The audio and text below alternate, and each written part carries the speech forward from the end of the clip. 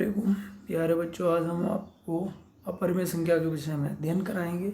इससे पहले पिछली एक्सरसाइज में आपने परिमेय संख्या के बारे में जाना था। परिमेय संख्या उसे कहते हैं जिसे p बटे q के रूप में व्यक्त किया जा सकता हो, जहाँ p और q पूर्णांक होने चाहिए। लेकिन यहाँ हम अध्ययन करेंगे अपरिमेय संख्या के बारे में, यानी ऐसी संख्याएँ जिन्हें p बटे q के रूप में व्यक्त न किया जा सकता हो और p q पूर्णांक ना हो। यानी p पूर्णांक हो सकता है लेकिन q नहीं होगा, q हो सकता है p नहीं होगा। ज़रूरी नहीं है कि दोनों ही पूर्णांक हो। हाँ, इसमें भी यही शर्त होगी जो ऊपर थी, q का मान शून्य ना हो, हर का मान शून्य ना हो। जैसा कि हम देखते हैं, नीचे बढ़ते हैं। देखिए यहाँ पर लिखा है अपरिमेय संख्या को स्मॉल s से दिखाते हैं इसके समूह को, यानी इरेशनल नंबर कहा जाता है इन्हें।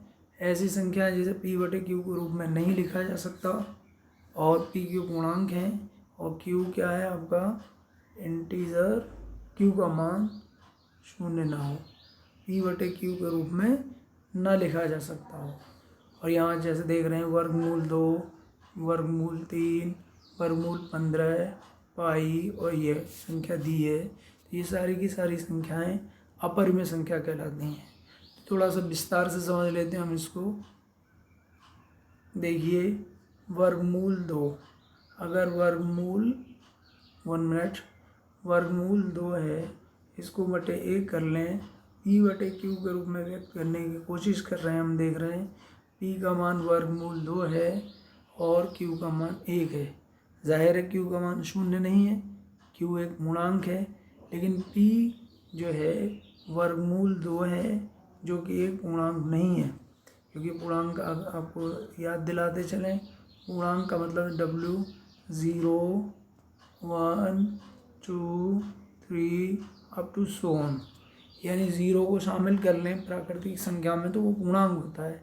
तो यहाँ देख रहे हैं वर्गमूल 2, तो वर्गमूल 2 का मान इस पूर्णांक वाली कैटेगरी में हमें कहीं भी प्राप्त नहीं होता है।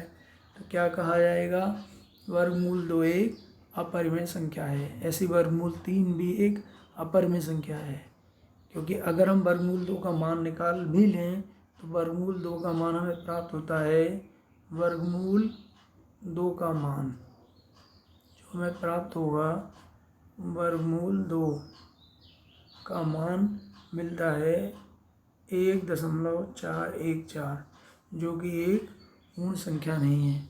कि हमारे पास पूर्ण संख्या है या तो 1 है या 2 है, इन दोनों, जबकि इसका ये जो मान प्राप्त हुआ है ये 1 और 2 के मध्य स्थित है। तो ये वर्गमूल 2 एक अपरिमेय संख्या है, परिमेय नहीं। देखिए जैसा कि आप जानते हैं वर्गमूल की हम बात कर रहे हैं। अगर हम वर्गमूल 4 की बात करें, 4 का वर्गमूल निकालें तो इसका आंसर आएगा +-2। अब आप सोच में पड़ गए होंगे, लेकिन हमने कक्षा 8 में चैप्टर नंबर 2 में वर्ग तथा वर्गमूल चैप्टर पढ़ा था। तो वहाँ पर हमने पहले वर्ग सीखा था, यानी संख्या की घात 2। किसी भी संख्या का वर्ग से तात्पर्य है उस संख्या का उसी में गुणा कर देना। तो यहाँ वर्गमूल 4 और वर्गमूल का तात्पर्य है ये कौन सी संख्या है जिसका उसमें ही गुणा किया जा रहा है, उसका पहाड़ा उतनी ही बार पढ़ा जा रहा है, जिससे कि 4 प्राप्त हो रहा है। 2 है, देख लेते हैं। हम इसको 4 को लिख सकते हैं, या तो 4 आ सकता है 2 गुणा 2, यानी 2 दोनों प्लस के हैं तब 4 मिलेगा, या 4 प्राप्त हो सकता है माइनस का 2 का गुणा -2 में कर दिया जाए, तब भी प्लस का 4 ही प्राप्त होगा। तो इस तरीके से हम कह सकते हैं वर्गमूल 4 का जो मान आएगा +-2 आएगा। नीचे आप देख रहे हैं 4 बराबर होता है 2 गुणा 2 या फिर -2 गुणा 2। तो इससे कहा जा सकता है वर्गमूल 4 का मान +-2। यह कह सकते हैं हम किसी भी संख्या का वर्गमूल निकालने पर तो 2 मान प्राप्त होते हैं उस संख्या के, एक धनात्मक होता है और दूसरा ऋणात्मक। जैसा कि उदाहरण के ज़रिए यहाँ पर भी समझाने की कोशिश की गई है। यही उदाहरण दिया गया है, 4 का वर्गमूल निकाला गया है तो हमें -2 और +2 प्राप्त हुआ है। थोड़ा सा और आगे बढ़ते हैं। देखिए और उदाहरण दे दिए गए, वर्गमूल 2, वर्गमूल 3, वर्गमूल 5, 7, वर्गमूल 10, 11, 12, 15, 14, 17, ये सब क्या हैं, अपरिमेय संख्या के उदाहरण हैं, क्योंकि ये एक पूर्णांक नहीं है, अपने आप में पूर्ण संख्याएं नहीं हैं। अब देखिए अभी तक हमने कौन कौन सी संख्याओं का अध्ययन कर लिया था। परिमेय संख्या के बारे में जाना था हमने, प्राकृत संख्या के बारे में जाना था, पूर्ण संख्या के बारे में जाना था और पूर्णांक के बारे में। और अब हमने भी अध्ययन किया है अपरिमेय संख्या का। अगर इन सब सारी संख्याओं को मिला दिया जाए तो हमें वास्तविक संख्या प्राप्त होती हैं, और वास्तविक संख्या के संग्रह को हम कहते हैं आर। यानी आर बराबर, आर में क्या होगा, एन होगा, सेट ऑफ नेचुरल नंबर होगा, सेट ऑफ होल नंबर होगा, सेट ऑफ इंटीजर्स होगा, और rational number R small R irrational number है।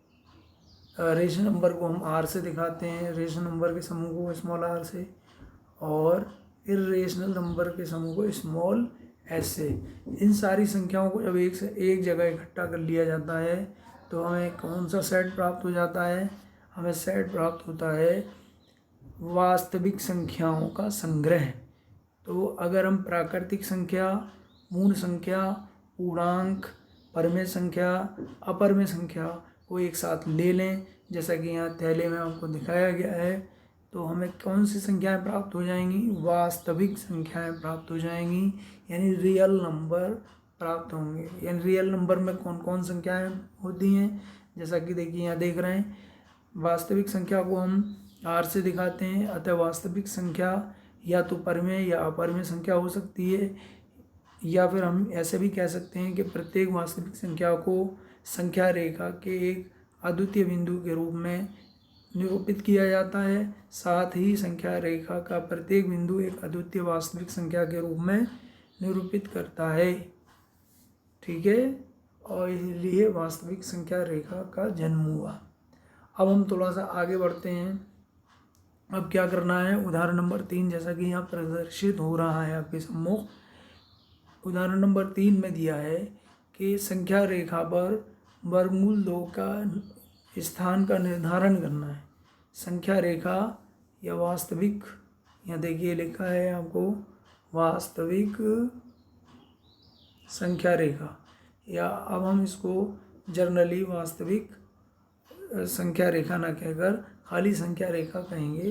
तो यहाँ सवाल हमें क्या दिया है, सवाल दिया है संख्या रेखा, देखिए है वास्तविक संख्या रेखा नहीं लिखा है संख्या रेखा। तो बात एक ही है, वास्तविक संख्या रेखा कहें या संख्या रेखा, तो घबराएंगे नहीं प्यारे बच्चों, इसका मतलब सेम है। यानी संख्या रेखा पर हमें वर्गमूल 2 के मान का निर्धारण करना है या निरूपण करना है कि वर्गमूल 2 कहाँ मौजूद होगा। तो करते हैं, जैसा कि यहाँ उदाहरण में भी दिया है और हम इसको करके दिखाते हैं। प्यारे बच्चों, हम क्या करेंगे, एक रेखा खींच लेंगे, ठीक है, दोबारा खींच लेते हैं इसे, एक हम लाइन खींचेंगे सीधी सी, यहाँ पर 0 ले लेंगे, इधर 1, ये 2 बराबर के खाने लेंगे, बराबर का अंतर होगा, माइनस का 1, माइनस का 2, प्लस का हमारे पास 1 होना चाहिए, प्लस का 2। ऐसा हमने क्यों किया, ऐसा इसलिए किया क्योंकि आप भी जानते हैं वर्गमूल 2 का जो मान होता है वो 1.414 होता है।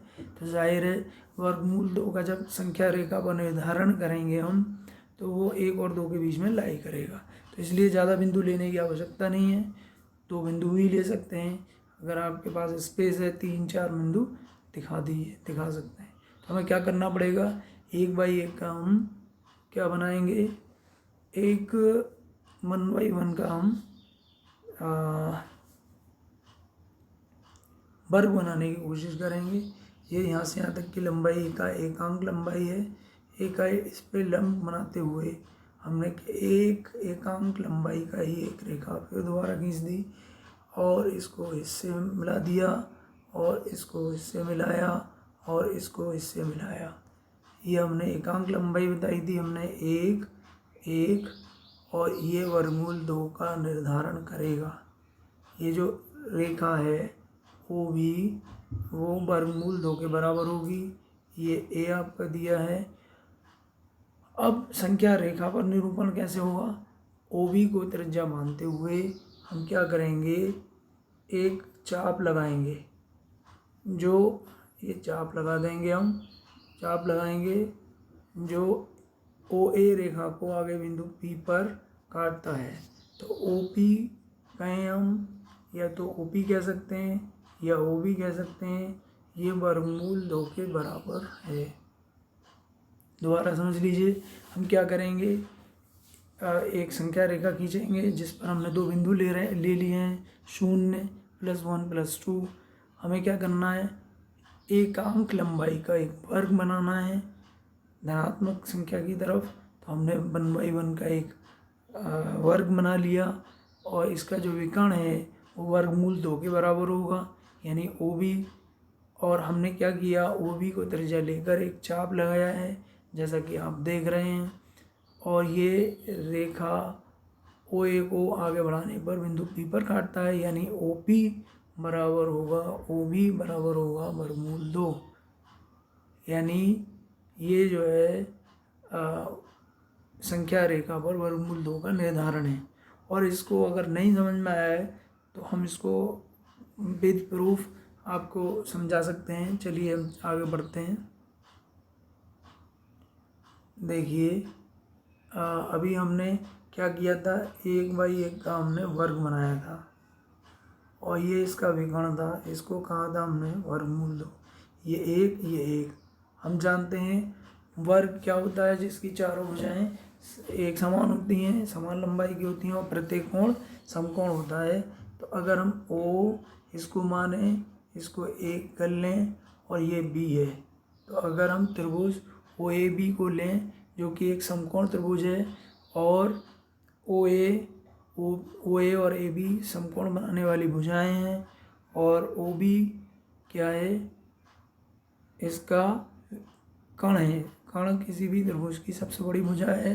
तो पाइथागोरस प्रमेय कहती है कण का वर्ग शेष 2 भुजाओं के वर्गों के योगफल के बराबर होता है, यानी OB का वर्ग बराबर हो जाएगा OA का वर्ग प्लस AB का वर्ग। तो आप देखेंगे OB बराबर हो जाएगा 1 का वर्ग प्लस 1 का वर्ग। तो OB आपने देखा, OB का वर्ग बराबर 1 का वर्ग 1 बराबर 2, या OB बराबर हम कह सकते हैं वर्गमूल 2। इसका मतलब हमारा जो हम कह रहे थे कि OB बराबर वर्गमूल 2 को दर्शाएगा, वो बात सही है।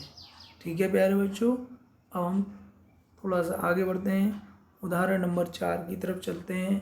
उदाहरण नंबर 4 में हमें क्या करना है, वर्गमूल 3 का निर्धारण करना है संख्या रेखा पर। कैसे करेंगे, इसे पढ़ाने से पहले थोड़ा सा इसके नीचे आते हैं प्यारे बच्चों, थोड़ा सा नीचे आते हैं हम 1.2 से पहले। देखिए यहाँ है एक्सरसाइज के 22 कक्षा के लिए क्रियाकलाप, क्लास के लिए हम होमवर्क दिया है कुछ, वर्गमूल सर्पिल की रचना। जैसा कि आप यहाँ देख रहे हैं, अगर हमें वर्गमूल 2 दिखाना है तो 1/1 का हमने त्रिभुज बनाया है, वर्ग बनाया है। तो इसकी OP2 जो है भुजा है वो वर्गमूल 2 को दर्शाएगी। अब क्या करना है, हमें P2 पर 90 अंश का कोण बनाते हुए एकांक लंबाई की एक भुजा खींची है और OP3 को हमने मिलाया है। OP3 वर्गमूल 3 को प्रदर्शित करेगी और यही क्रम आगे तक बढ़ता चला जाएगा। इस तरीके से आप चाहें तो वर्गमूल 3, वर्गमूल 5, वर्गमूल 7, वर्गमूल 10, वर्गमूल 11, वर्गमूल 12 एंड सो ऑन सबके मान निकाल सकते हैं। ठीक है बच्चों, इस विधि के द्वारा हम बड़ी से बड़ी संख्या के वर्गमूल या अपरिमेय संख्या को संख्या रेखा पर प्रदर्शित कर सकते हैं। तो हम फिर अपने उदाहरण नंबर 4 की तरफ वापस होते हैं। यहाँ हमें वर्गमूल 3 का निर्धारण करना है संख्या रेखा पर। जैसा कि आप देख रहे हैं, पहला क्रियाकलाप वही करेंगे, वर्गमूल 2 तक सेम होगा। वर्गमूल 2 का हमने निर्धारण पिछले उदाहरण की भांति कर लिया है। अब क्या किया है, बिंदु बी को केंद्र मानते हुए बी पर 90 अंश का कोण बनाते हुए एकांक लंबाई की एक रेखा खींची है, जिसकी माप है, एकांक लंबाई की है BD, यानी BD बराबर 1 यूनिट, 1 इकाई की हमने रेखा खींच ली है। तो अब OD का जो मान होगा, OD होगा वो वर्गमूल 3 के बराबर होगा। कैसे होगा इसको आप समझ सकते हैं। देखिए, ये कह रहे हैं OB एकक लंबाई वाला लंब BD की रचना कीजिए, जैसा कि चित्र में दिखाया गया है। अब पाइथागोरस प्रमेय लगा लें। तो पाइथागोरस प्रमेय क्या कहती है, पाइथागोरस प्रमेय कहती है कण का वर्ग शेष अन्य दो भुजाओं के वर्गों के योगफल के बराबर होता है। तो देखिए, एक भुजा क्या है, इसमें एक भुजा आपने जो ली है, देखिए दिखाते हैं, एक भुजा हमने वर्गमूल 2 ली है, दूसरी भुजा 1 ली है। तो पाइथागोरस प्रमेय वर्गमूल 2 का वर्ग करें, ये किया हमने, 2 आ जाएगा, 1 का वर्ग 1, दोनों को जोड़ेंगे वर्गमूल 3 प्राप्त हो जाएगा।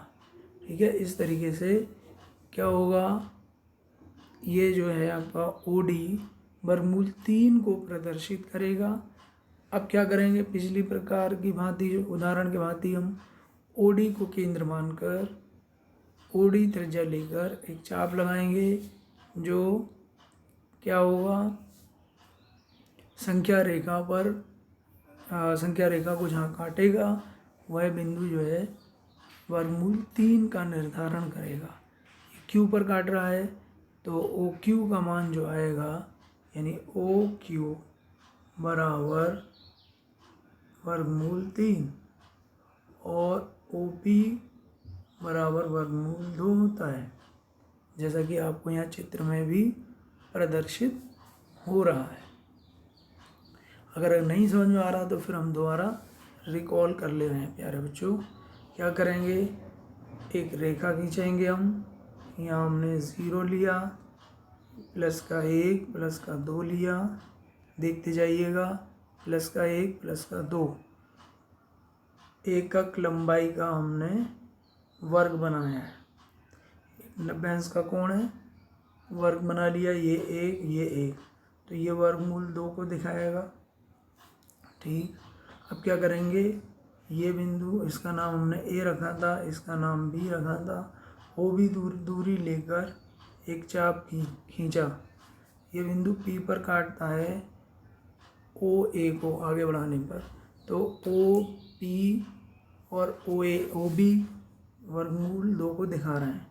अब क्या करेंगे, बिंदु B पर लंब खींचते हुए, ये लंब हमने बनाया, इकाई लंबाई की एक रेखा काट ली है, जिसको हमने BD कहा है, और OD को मिलाया। ये OD वर्गमूल 3 को दिखाएगी।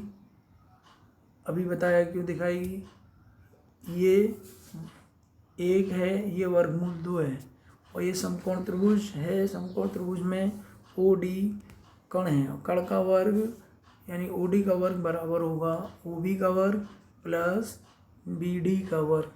तो जब ऐसा करेंगे तो आपको प्राप्त होगा वर्गमूल 2 का वर्ग प्लस 1 का वर्ग, तो प्राप्त हो जाएगा वर्गमूल 3 का वर्ग। तो जैसा अभी किया था उसी भांति हम क्या करेंगे, OD को केंद्र मानकर OD त्रिज्या लेकर एक दूसरा चाप खींचेंगे, ये OP रेखा को आगे बढ़ाने पर Q बिंदु पर काटेगा। ठीक है, ये जो Q बिंदु होगा आपका, वो Q बिंदु यानी OQ कहिए या कहिए OD, इसका मान होगा वर्गमूल 3। ठीक है प्यारे बच्चों, अब तो आपको आसानी से समझ में आ गया होगा। ज्योमेट्री बॉक्स का इस्तेमाल करते हुए आपको ये वर्क करना है। ठीक है, बनाइएगा। अब अपनी एक्सरसाइज की तरफ आते हैं। एक्सरसाइज 1.2 में आप देखेंगे नीचे दिए हुए कथन में सत्य और असत्य बताना है। देखिए यहाँ लिखा है प्रत्येक अपरिमेय संख्या एक वास्तविक संख्या होती है। अभी हमने आपको बताया था वास्तविक संख्याएं क्या होती हैं, जिसमें परिमेय, अपरिमेय, प्राकृत संख्या, पूर्ण संख्या और पूर्णांक शामिल होते हैं। तो प्रत्येक अपरिमेय संख्या भी वास्तविक संख्या होगी, प्रत्येक पूर्ण संख्या भी वास्तविक संख्या होगी और प्रत्येक पूर्णांक भी वास्तविक संख्या होगी और प्रत्येक परिमेय संख्या भी वास्तविक संख्या होगी। इसी प्रकार प्रत्येक अपरिमेय संख्या भी वास्तविक संख्या होगी। इसका ये जो है सत्य है, ये क्या है, सत्य है, सही है कथन। इसी प्रकार 2 और 3 हैं, आप करिएगा, ये आपको हमने दे दिया है करने को, ताकि हमें भी तो पता चले कि आप क्या सीख रहे हैं। अब क्वेश्चन नंबर 2 की तरफ चल रहे हैं। क्या सभी धनात्मक पूर्णांकों के वर्गमूल परिमेय होते हैं, अपरिमेय होते हैं? यदि नहीं तो एक ऐसी संख्या बताइए जिसका वर्गमूल का उदाहरण दिए जो परिमेय हो। क्या सभी धनात्मक पूर्णांकों के वर्गमूल अपरिमेय होते हैं? नहीं होते हैं। इन्होंने एक सवाल समझिए, कह रहे हैं क्या सभी धनात्मक पूर्णांकों के वर्गमूल, जैसे 1 का वर्गमूल निकालेंगे 1 आएगा, तो ये 1 का वर्गमूल निकालने के बाद 1 प्राप्त हुआ। एक पूर्ण संख्या है, पूर्णांक है जो कि अपरिमेय नहीं है। वर्गमूल 2 अपरिमेय है, वर्गमूल 3 अपरिमेय है। और अगर वर्गमूल 4 की बात कर ली जाए तो वर्गमूल 4 एक धनात्मक पूर्णांक है, लेकिन इसका जो वर्गमूल जब निकालते हैं वो प्राप्त होता है +-2, जो कि अगर बटे 1 कर लें एक परिमेय संख्या होगा। इसे P/Q के रूप में लिख सकते हैं। P और Q पूर्णांक है, प्लस का 2 ले सकते हैं या माइनस का 2। तो आप क्या देख रहे हैं कि हमने ये देखा वर्गमूल 4 ऐसा पूर्णांक है, और 1, 4 और भी हो सकते हैं, 1, 4, 9 का वर्गमूल आपका मिलता है हमें 3 मिलता है, 1, 9, 1, 4, 9 और अब 16, इस तरीके से 25, 36, 49, 49 हो गया, 64 हो गया, 81 हो गया, 100 हो गया। तो ये सब 1, 2, 3, 4 संख्याओं के वर्ग हैं। तो अप टू 100 ये इनका पूर्ण वर्ग है, तो इसलिए वर्गमूल आसानी से प्राप्त हो जाता है, निकल आता है।